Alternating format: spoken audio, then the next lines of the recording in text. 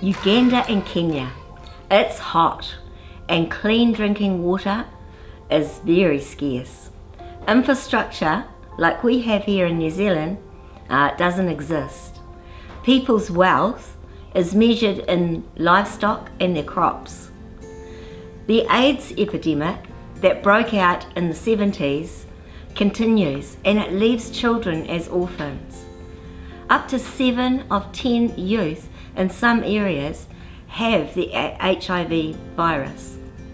I'm passionate about obeying God's commands to care for the orphans and widows and to make disciples of all nations. In the scriptures we read, religion that God our Father accepts as pure and faultless is this, to look after the orphans and widows in their distress and to keep oneself from being polluted by the world. James 1:27. Since 2007, Step Out in Faith Ministries have been caring for orphans, building schools and giving free education. When the AIDS epidemic hit its hardest, it left entire villages without any adult population. The result was uneducated youth fighting for survival. This has had a generational effect on how people value education, infrastructure and farming. It seems like a spiral downward without any intervention.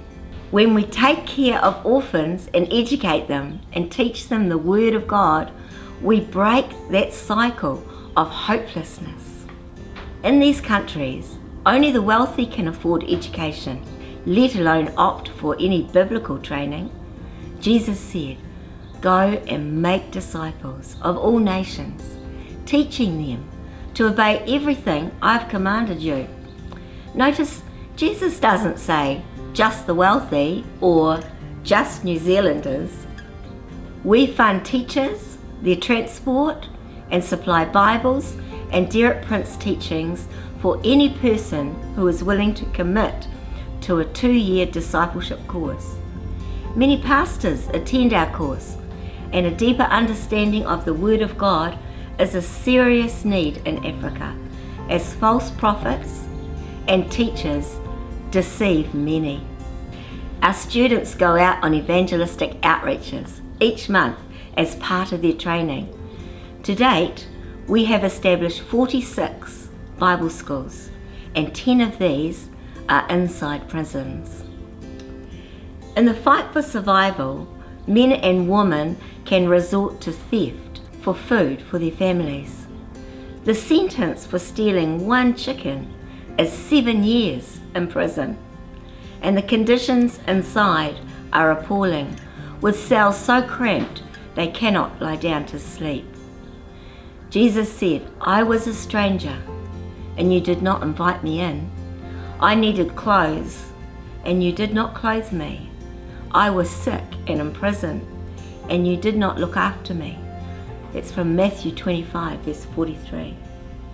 Following one successful trial of our Bible school in a prison in Kenya, we were then invited by the Commissioner of Prisons in Kenya into as many prisons as we could resource.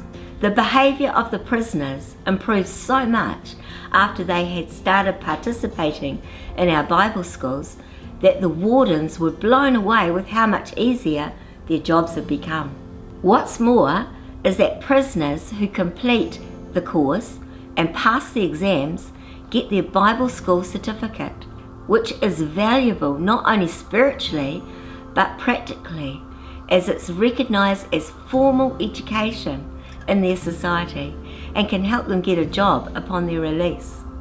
If we had more sponsors for orphans, we would take in more. If we could facilitate more Bible schools, we would open more. We are always training and coaching our graduates on what they're going to do with what they have received. Our aim is to train up evangelists and pastors for the end time harvest. Will you stand with us in this outreach?